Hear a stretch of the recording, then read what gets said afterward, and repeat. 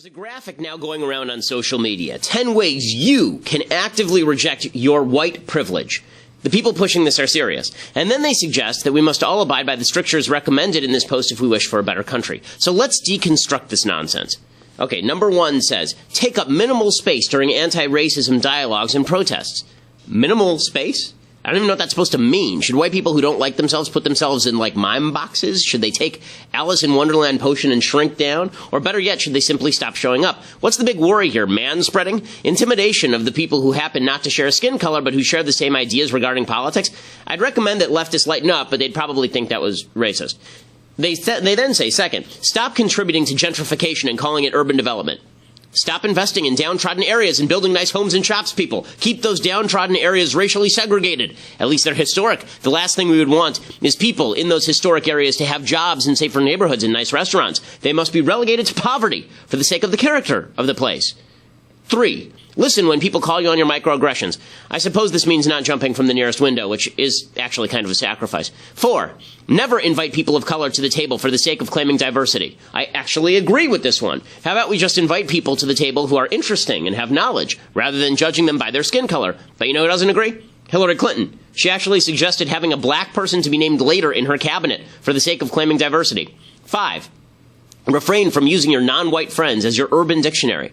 Not sure who does this. Who turns to their black friend and asks them to decode rap songs? Anybody? Then again, if you actually talk about black cultural hallmarks and you're not black, then you're white-splaining, or you're engaging in cultural appropriation, so it's a little bit of a catch-22. 6. Stop lifting up non-confrontational people of color as example of what people of color activism should be. Stop talking about Martin Luther King Jr. Instead, let's pretend that the Black Panthers and early Malcolm X were better examples of black liberation, even if they actually resulted in, counterproductive backlashes that hurt their causes. It's not like nonviolent resistance has actually succeeded in America or anything. 7.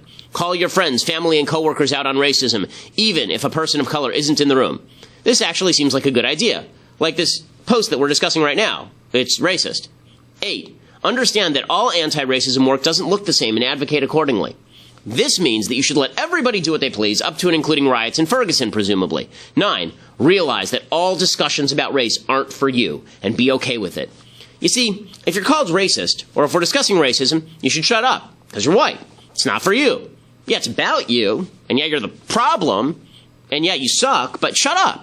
That's not racism, to tell white people to shut up when discussing how much they suck. That's rejecting white privilege. It's your privilege to speak, so we have to reject that privilege. 10. Recognize that you're still racist no matter what. Well, to be honest, this sort of defeats the purpose of points 1 through 9. We could just skip to this one and then do whatever we want anyway, since we'll never actually be able to escape our white privilege. So thanks, leftists, for ensuring that racism lives on and forcing people to shut up based on skin color. You've done us all a real service, at least in exposing your own moral benightedness. I'm Ben Shapiro. This is The Ben Shapiro Show. Every time you think that you've actually parodied the left sufficiently, they parody themselves, and it all goes out the window. I want to talk a lot about Trumpcare today, because the new Congressional Budget Office report is out, and it basically sucks. There's a bunch in it that is not true, or there's a bunch in it that is based on faulty premises, and the entire left is going totally insane over it. And clearly there is a division of opinion about the CBO report from the right as well. You have some people like Paul Ryan who are touting the CBO report because he hit his head on something hard when he was a child, and you have some people in the Trump administration saying the CBO report doesn't mean anything, even though they used to cite the CBO report about Obama. We'll get to all of that in just a second. But first, we have to say thank you to our sponsors at Boll and Branch. So, if you are somebody who really does not sleep well, one of the reasons you're not sleeping well, I would guess, is because the quality of your sheets is terrible. I know this because this was my problem. I used to sleep on the most uncomfortable sheets. It was like stuff that you bought at the local 7-Eleven in the parking lot from the shady guy who probably stole it from a truck somewhere. And it was all garbage, and I didn't know the difference. They say thread count, 1,000. I'd be like, ooh, 1,000 is better than 900. That means that is an awesome sheet. And it turns out that it actually is just the tarp that the homeless guy used to cover the dumpster in back of the store. Well, actually, if you want a solid sheet, like a sheet that is going to allow you to breathe, it's a breathable sheet, they're really comfortable. They're so comfortable, I've now bought, I think, 3 or 4 pairs of these on my own because they're so good. Boll and Branch sheets are the place to do it. I think 3 ex-presidents sleep on Boll and Branch sheets, plus Bill Clinton's lovers, presumably. You'll be so comfortable that you will fall asleep faster, and you'll sleep deeper, and you will wake up refreshed, which is a big thing if you're not getting enough sleep, if you work hard. Boll and Branch sheets are absolute quality. They're crafted from 100% organic cotton. They also look fantastic. They are better looking sheets than the crap that you're likely to get at your local Save-On. So make sure that you go over to bowlandbranch.com right now. And they are cheaper than most of the designer customer sheets because they are really, it's direct to consumer. So it's really, it's terrific stuff. I can't praise their products more highly. Bowlandbranch.com today, BOLL and branch.com today. You'll get $50 off your first set of sheets plus free shipping when you use the promo code Ben. So use that promo code Ben. The sheets are usually some of them are like $200. So that means that if you get a $50 discount, you're getting a pretty steep discount on that. And you do that when you use promo code Ben. Sounds like a lot of money. It really isn't. The sheets are really high quality. They're going to last you for a really long time. Plus, they're so good that you're not going to want to sleep on anything else. They definitely spoil you. Bowlandbranch.com today. Bowlandbranch.com, BOLL and branch.com. Promo code Ben. Use that promo code Ben to get the $50 discount. Plus, it means that they know that we sent you, which is helpful to the podcast. Alrighty, so let's jump right in here. So the CBO comes out with its new report on the Obamacare replacement bill. And it is not a flattering report. It is not a good report. And you wouldn't expect it to be a good report because the bill is actually really not a good bill. As I've stated before, there are a bunch of problems with the bill, so it's not a shock that the CBO didn't like the bill. But let's go through some of the things that are in the bill. So Robert Kraychik over at Daily Wire has a pretty good breakdown on what's in this thing. The stuff that Republicans like is that the deficit is supposed to go down. So right now that's important because there are certain bills in place that say that if the CBO estimates that costs will go up, then it's very hard to pass a bill. If you say that if the CBO says the cost will go down, then it's easier to pass a bill. One of the reasons this is stupid is because the CBO is wrong about pretty much everything. The CBO report on Obamacare is just incorrect. When they estimate that a lot of coverage is going to happen through Medicaid, they're assuming a bunch of states are going to expand their Medicaid in accordance with Obamacare. They're not doing that. So they're assuming states that haven't joined Medicaid will join Medicaid or expand their Medicaid, rather, and that's not happening. So the CBO reports are very, very flawed. But the CBO here estimates the budget deficit will be $559 billion in fiscal year 2017. But they say that the American Health Care Act, this is Trumpcare, would reduce federal deficits $337 billion over 9 years. Now, the real number is like over $1 trillion over the next 9 years, but then we give a bunch of tax cuts. They say that this takes away from the government, so it actually is only going to reduce the deficit by about $400 billion, $337 billion. Now, there's a problem with this, too, which is that it's assuming that everything is going to stay the same. The level of subsidy is going to stay the same. Congress is not going to come along and try and fill in coverage gaps by providing bigger subsidies or bigger tax credits. So I don't actually believe that the deficit is going to really drop under this bill because there has never yet been a government subsidized program where the deficit decreases. It just doesn't happen that way. The bill, the CBO also says that the number of uninsured is going to rise. So by 2018, they say 14 million more people would be uninsured than under current law, according to the CBO's estimate. And they say that most of this 14 million person increase would be people who are currently purchasing health insurance because they are forced to do so by the government, and then they would just stop doing it because they don't want to pay the penalty. So the left is jumping on this to suggest that people are being thrown off their health insurance. No, most people just don't want to buy the stupid stuff because it's too expensive and it's crap. And once they're not forced to buy it, they will stop buying it. And we'll talk about this in a little while because the left keeps saying now that this means people are going to die. People are going to die because of Trumpcare. No. They say that by 2026, 52 million people would be uninsured, according to their estimate, and they estimate that there would only be 28 million people if the status quo of the Obamacare administration was maintained. There is a problem with this, however. Okay, so I will explain this problem with this chart. Here is this is 18. CBO, this is what the CBO estimated would be the enrollment in Obamacare over time. Right? And so what you can see here, if you're watching, is you can see several different lines. Right? You can see that there's the CBO's estimate as of 2010, the CBO's estimate as of 2012, the CBO's estimate as of 2014, and then you have here the CBO's estimate of 2016, and finally you have the actual. Right? Then you have the actual. So as you can see, the actual is much, much, much lower than what the CBO estimated. So they estimated that by this time, they estimated that by 2018, 18 million people would suddenly jump into the Obamacare pool from 12 million that they estimate now, and really it's only 10 million now. Originally, in 2010, when Obamacare passed, they estimated that 22 million people would already have enrolled in Obamacare. Okay, right now it's 10 million people. So clearly the CBO doesn't know what it's talking about because you can't forecast these things. They were including, the way the CBO estimates these things is they take sort of the projections of the administration at issue, and they carry out their assumptions. But if the assumptions are bad, the assumptions are bad. You can see how bad these assumptions are. If you want to know how bad the CBO is at this, look at that blue line. Right, look at that blue line and the black line, because those are the CBO estimates. And then look at that green line. Do you see the giant disparity between the green line and the blue and black line up top? That's how badly the CBO got this wrong on Obamacare. And now they're saying that there's going to be this great discrepancy between Trumpcare and Obamacare. One of the ways that you drive up the gap between what they estimate Trumpcare will be and what Obamacare will be is by following the red line. But look, the red line still isn't the green line. See, there's this giant gap, 7-8 million people, between what is more likely to happen with the Obamacare exchanges and what the CBO estimates.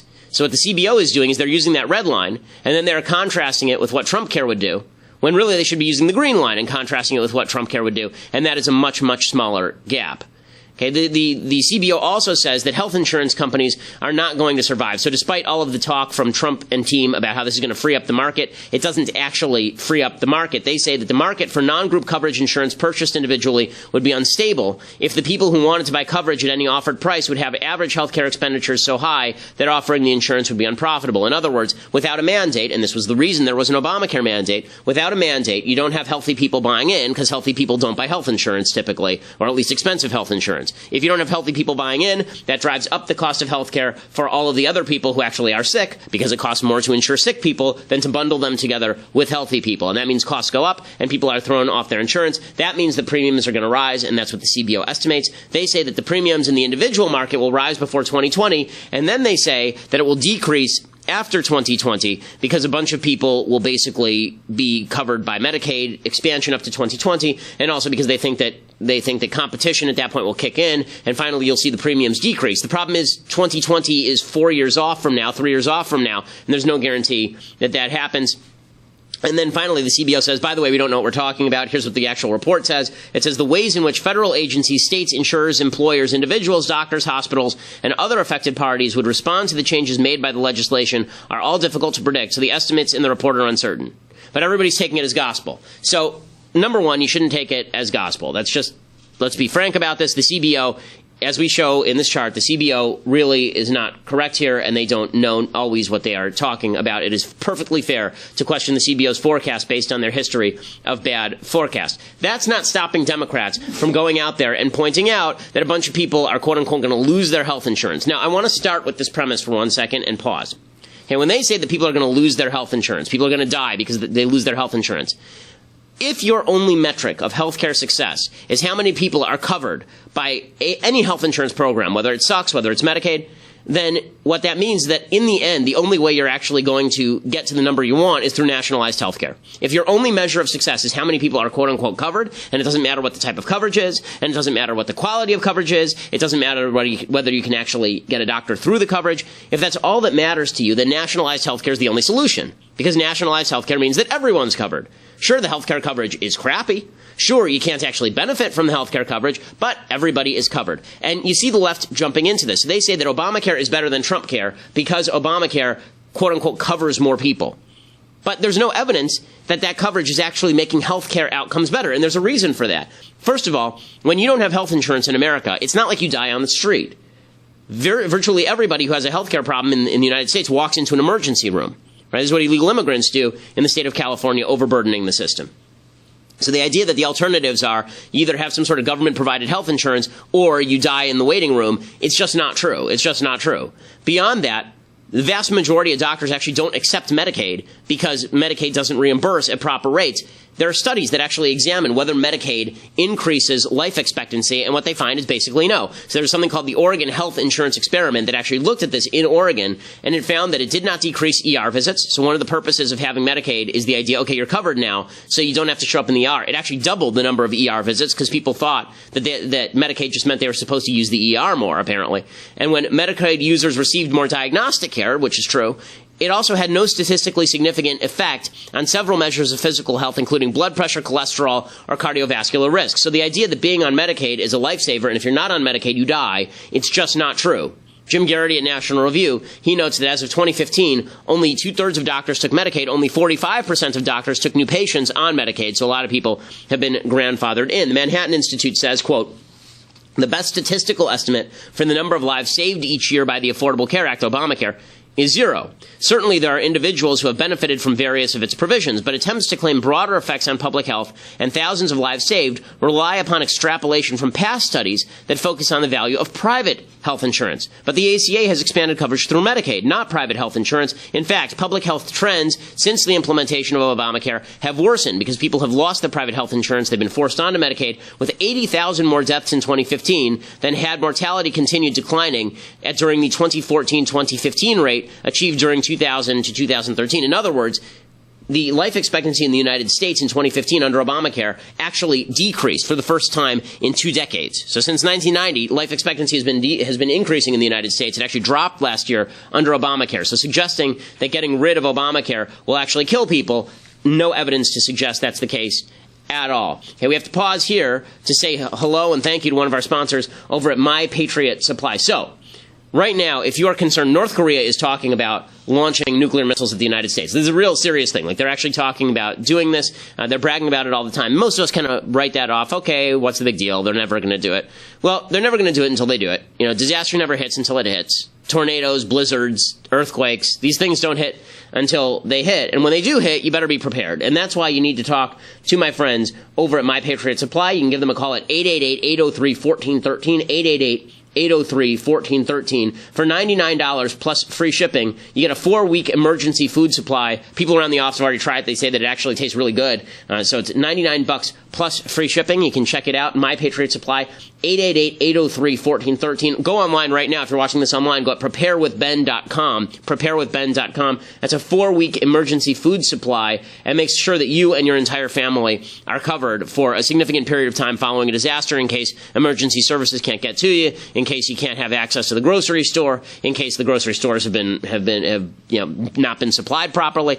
That's what this is for. It's all just to keep you safe. Make sure that you are safe. Preparewithben.com. Preparewithben.com. 888-803-1413. Okay, so when you hear Democrats claiming that everybody is going to die because of Trumpcare, just recognize that that's a wild exaggeration and it's not actually true. And also, the reason that they are saying this is because they are conflating health insurance with health care. And by doing so, they're basically pushing for nationalized health care. Because if you say that the only way that America has a good health care system is if, quote unquote, every single person is covered, you're going to end up in a position where you have to cover everybody through the government. That's just the way that this works. The truth is, what you actually want is better health care outcomes on average through choice. And there are a lot of ways to do that don't involve the government. One of the reasons that the United States still has high life expectancy is because we develop new products and services. One of the reasons we do is because we have a private market. Understand that what socialism and what redistributionism do is they destroy innovation. They destroy the capacity of insurance companies to compete with one another for your services, and they destroy the capacity for pharmaceutical companies to do research and development, for hospitals to do research and development, for new drugs to be used, for new surgeons to discover new surgeries. What socialism does, it freezes things in place and passes it around.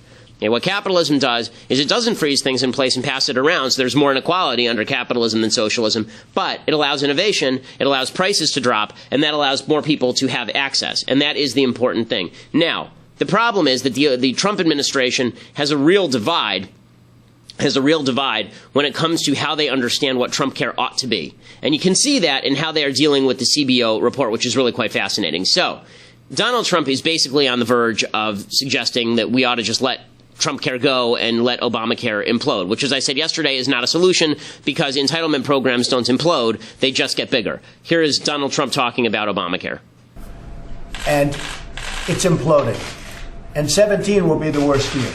And I said it once, I'll say it again, because Obama's gone. You know, things are going to be very bad this year for the people with Obamacare. They're going to have tremendous increases. And the Republicans, frankly, are putting themselves in a very bad position. I tell this to Tom Price all the time, by repealing Obamacare, because people aren't going to see the truly devastating effects of Obamacare. They're not going to see the devastation in 17 and 18 and 19. It'll be gone by then. Whether we do it or not, it'll be imploded off the map. So the press is making it look so wonderful, so that if we end it, everyone's going to say, oh, remember how great Obamacare used to be. Remember how wonderful it used to be. It was so great. It's a little bit like President Obama. When he left, people liked him. When he was here, there's actual truth to what Trump is saying here. The press is propping up Obamacare, talking about how wonderful it's going to be. But the idea that Obamacare is going to implode, yes, the prices are going to skyrocket at a certain point here because people are dropping off the rolls, because people they'd rather pay the fines than pay for these high premiums. They're dropping onto Medicaid, and so they're not really paying into the system. All of that's true, but that doesn't mean that Obamacare is going to implode. It just means that the media is going to say more people are covered because they're dropping from private insurance onto Medicaid. So that's number one. But I think the important gap that you're seeing here is in between Trump and the so-called conservatives, like Paul Ryan, who really is not super conservative when it comes to this particular bill. The gap that you are seeing is that Donald Trump is using the left's metric for what is a successful health insurance and healthcare program. And we'll talk more about that, but you have to go over to dailywire.com for that. So go over to dailywire.com right now, become a subscriber. We're going to deconstruct some culture a little bit later. We're going to talk about that. We're going to talk about Michael Brown and this new tape that is broken of him. Does it change everything? Dailywire.com to check that out. $8 a month will buy you a subscription. Today is the very last day for annual subscribers to get a free DVD copy of The Arroyo, fictional film set on the southern border. Really good movie. You're going to want to watch it multiple times with your family because it's really good.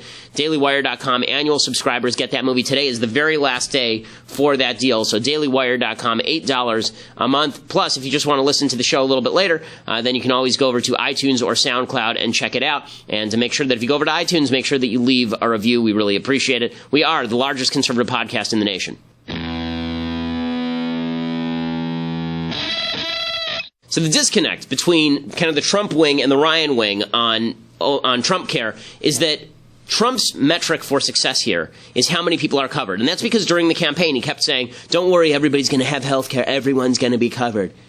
That was not a conservative principle, and you're seeing it play out right now. So that means he looks at the CBO report, and he says the CBO report is garbage. I hate the CBO report. The CBO report's the worst thing that ever was because it says people are going to lose their coverage, and so they're arguing with the CBO. So Newt Gingrich is one of the people who's sort of parroting this Trump line that the only measure of success is how many people are quote-unquote covered, even if people are dropping off coverage by choice. Here's Gingrich ripping into the CBO. They should abolish the Congressional Budget Office. It is corrupt.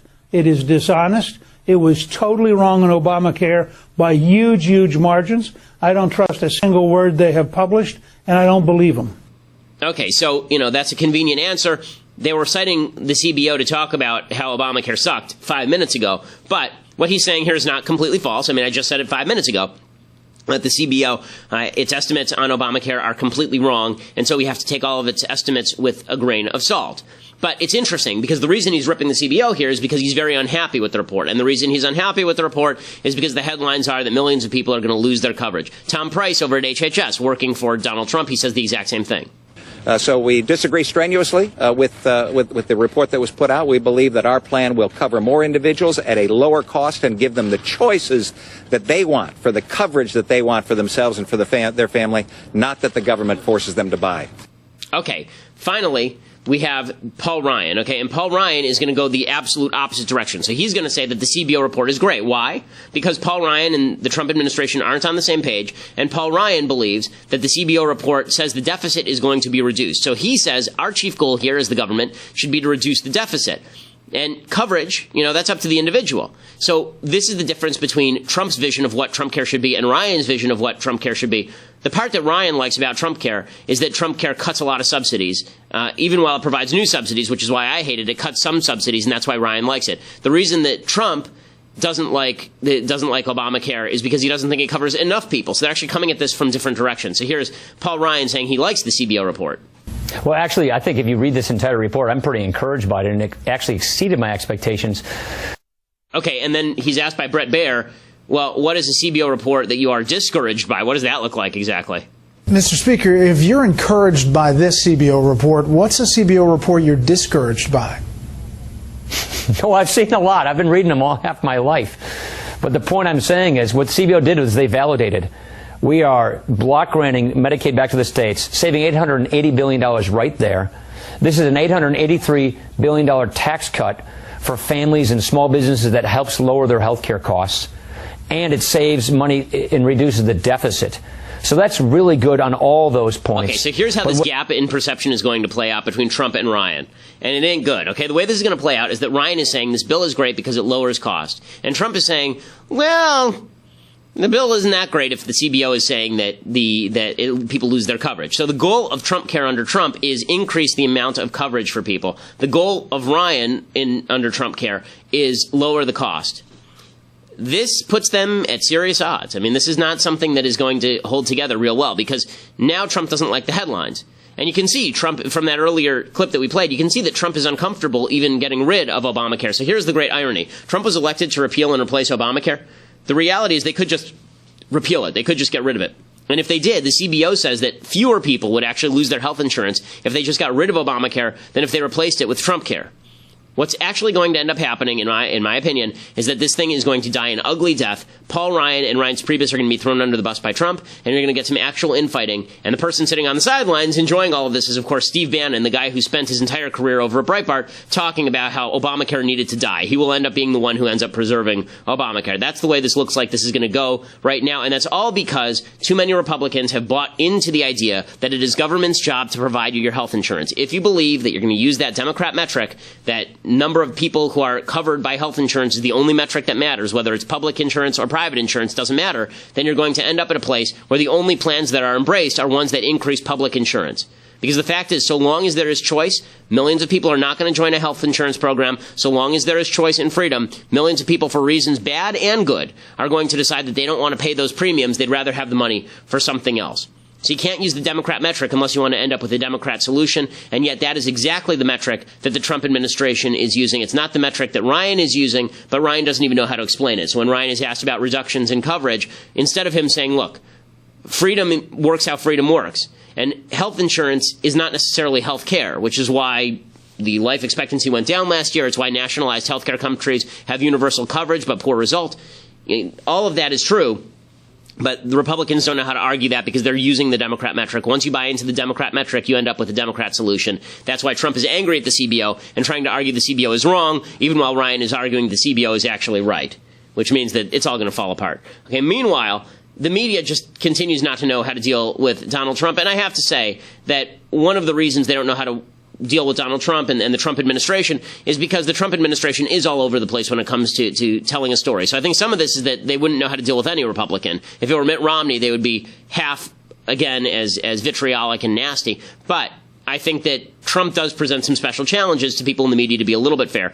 For example, here's Kellyanne Conway. Yesterday she was talking about how Trump had said that he was surveilled by the Obama administration, and she tried to explain what she meant by that.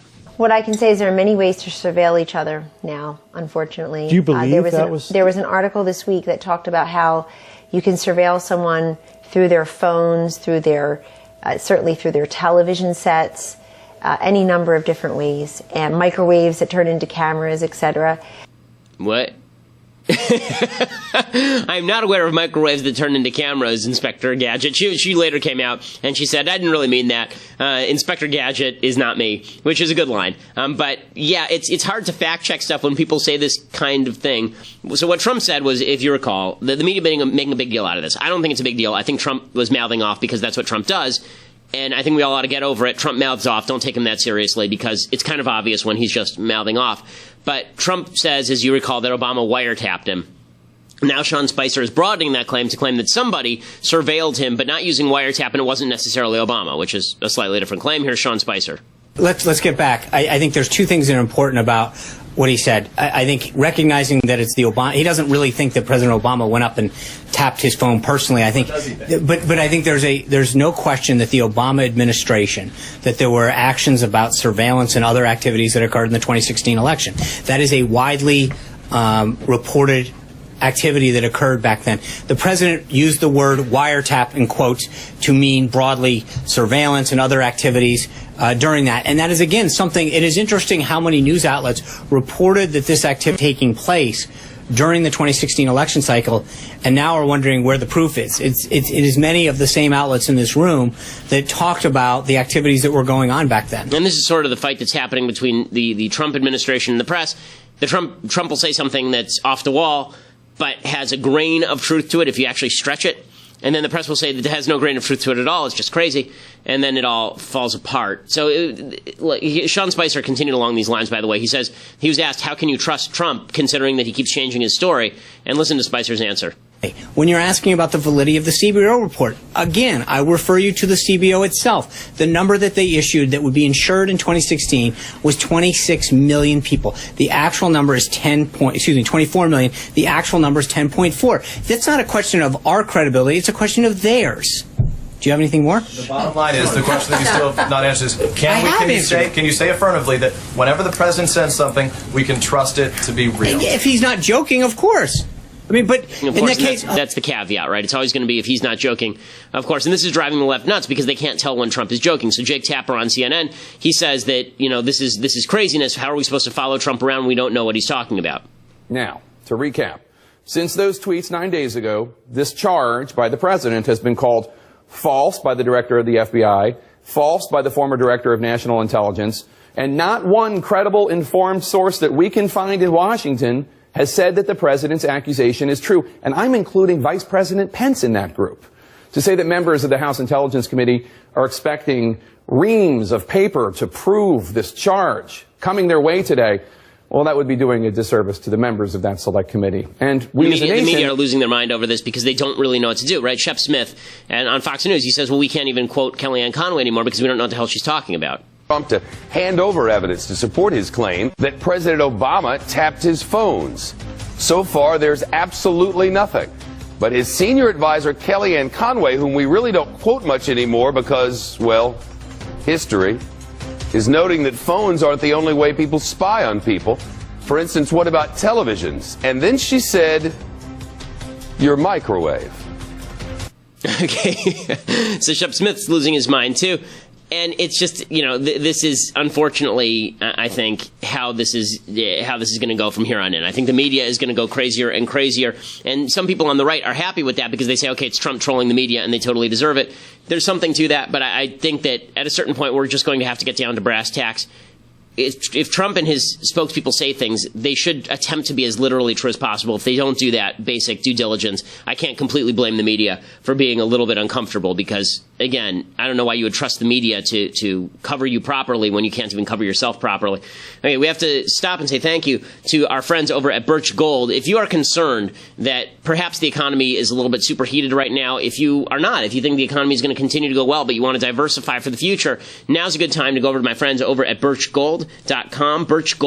They can help you move your IRA or 401k out of stocks and bonds and into precious metals. Precious metals have never been worth nothing, and they are indeed a safe hedge against a lot of the vicissitudes of the market. So check them out at birchgold.com/Ben. They have a long-standing track record of success, thousands of satisfied clients, 5-star reviews, and A+ rating with the Better Business Bureau. If you contact them right now at birchgold.com/Ben, they'll give you a 16-page comprehensive kit talking about how gold and silver can protect your savings. Ask all your questions, get all your answers. You wouldn't want to put all your money in gold, but you should certainly have some of it in precious metals, and Birch Gold can help you do that. birchgold.com/Ben to check that out. Okay, time for some things I like and then some things that I hate. So, things I like, we've been doing plays this week, American plays.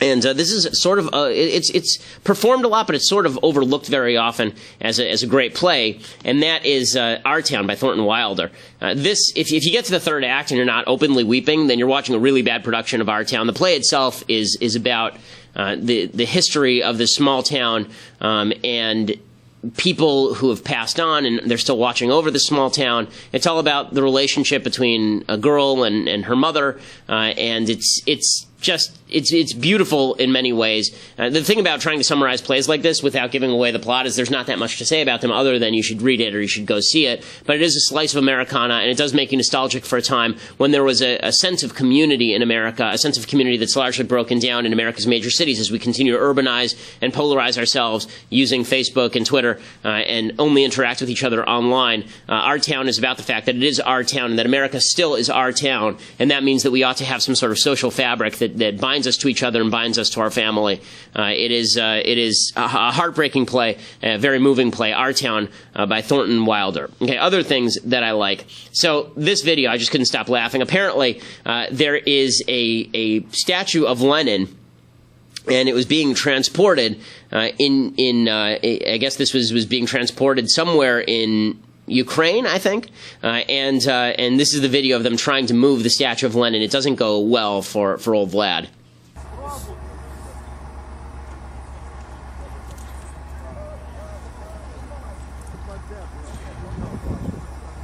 They're moving it, and boom.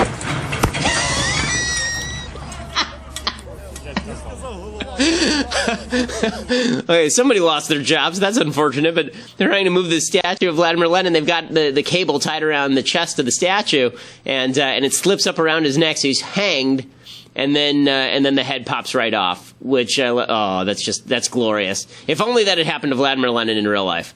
Vladimir Lenin was a mass murderer and would have deserved every bit of this. He imprisoned his people for 80 years in a gulag of hell. It's nice to see his symbol just, take it really there. It's pretty spectacular. Oh, you gotta love that. That's pretty amazing. I love how the head hits the ladder and just knocks it over and goes flying off. You can only hope that somewhere the spirit of Vladimir Lenin is boiling in hell and enjoying the images of his statues being ripped down. So that is pretty spectacular. Okay, time for some things I hate. I love that video so much. It's great. Okay, time for some things that I hate. So you have been hearing, no doubt, about this Michael Brown thing. You've been hearing, I'm sure, about the idea that Michael Brown was innocent. Right? He was innocent. He was innocent. He was the sainted, gentle giant. And then you remembered, well, didn't he strong-arm rob a store? Didn't he actually walk into a store, and there was video of it. He walked up to an owner, he grabbed some cigarillos from behind the counter. He's a giant guy, and he grabbed the cigarillos and then pushed the guy down, right? Well, now there's new footage that has been revealed, and this is apparently severely edited from a new documentary called Stranger Fruit, and the director is a guy named Jason Pollock, and the video shows Michael Brown entering the convenience store at 1 a.m. the day of his death, handing a small bag to some employees. The employees smell the bag and hand it around, and Brown is given 2 boxes of cigarillos, and as he's leaving, he turns around and he hands the cigarillos back to the clerks to allegedly store behind the counter. So the idea is that the clerks took the cigarillos, put them behind the counter for him to pick up later. So according to Pollock, the bag contained pot, and the exchange was prearranged. It was a drug deal.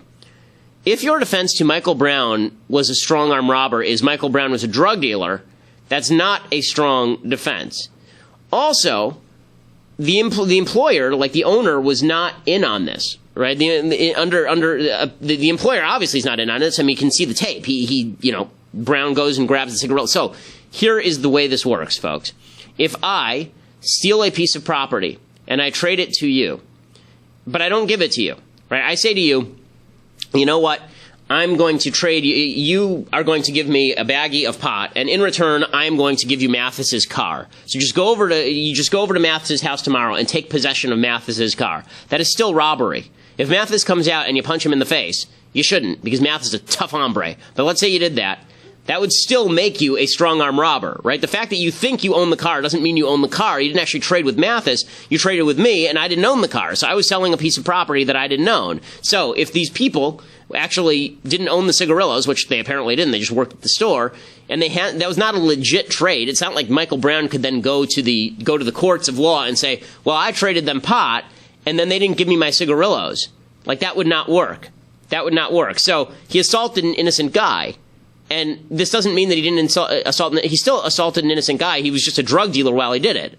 So I'm not sure how this is a wonderful defense to Michael Brown being a wonderful human being. I don't get it. And forgive me if I don't understand how selling pot in exchange for cigarillos that were stolen and then actually going in and taking possession of them by knocking over a dude is pretty. I don't see how that makes you a better human being. Plus, let's be real about this. The real reason that he was shot was not because he quote unquote stole the cigarillos. It's because he assaulted a police officer, attempted to shoot the police officer with his own gun, and then charged the police officer.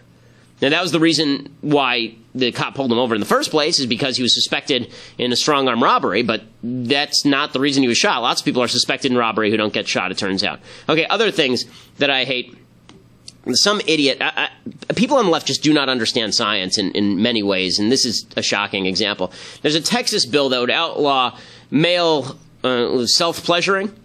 Why? Why would it outlaw this? Well, because HB 4260, titled the Man's Right to Know Act, allows doctors to refuse to give men vasectomies and Viagra prescriptions if it conflicts with their personal, moralistic, or religious beliefs, and there must be consultation for at least 24 hours previous to any vasectomy or Viagra prescription, and establishes a civil penalty for auto stimulation. Why? Because they're trying to equate auto stimulation with abortion. which makes sense if you are a clinical moron. Okay, it turns out that once the baby is conceived and has a separate life of its own, that is not the same thing as sperm. It is not the same thing as an egg. Once you combine the sperm and the egg, something happens. Something different happens. But, the left doesn't believe this, and so they believe that basically they're essentially arguing that a sperm cell is the same thing as a 7-month-old baby in the womb, which is totally, totally crazy. And I guess this is supposed to be some sort of joke. I thought it's supposed to be some sort of satire. But in order for satire to work, it actually has to have a grain of truth with it. It can't just be science that is completely stupid, pushed by people who are completely stupid. So that's very exciting. Okay, let's do a little bit of deconstructing the culture. So this was making the rounds yesterday. Snoop Dogg, Snoop Lion, Snoop animal of unspecified gender, has released a new music video, and this is a music video targeting the cops, and of course Donald Trump is making the rounds because Snoop Dogg in it portrays a clown dressed as Donald Trump being shot at close range, and this is creating all sorts of problems for Snoop, Lion, Dog, Otter. Here's Snoop Dogg, Lion, Otter rapping about it. It ain't no fun when the rabbit got the gun. Mother, trip this. Cut them up off the leash. It's been a week since my dogs ate. Let them eat. See, I'ma tell you up front and uncut. See, I'ma stand up. I'm a man up. Get when the night will fall. This is down to you all. When the night time falls. This the final call. This the final call.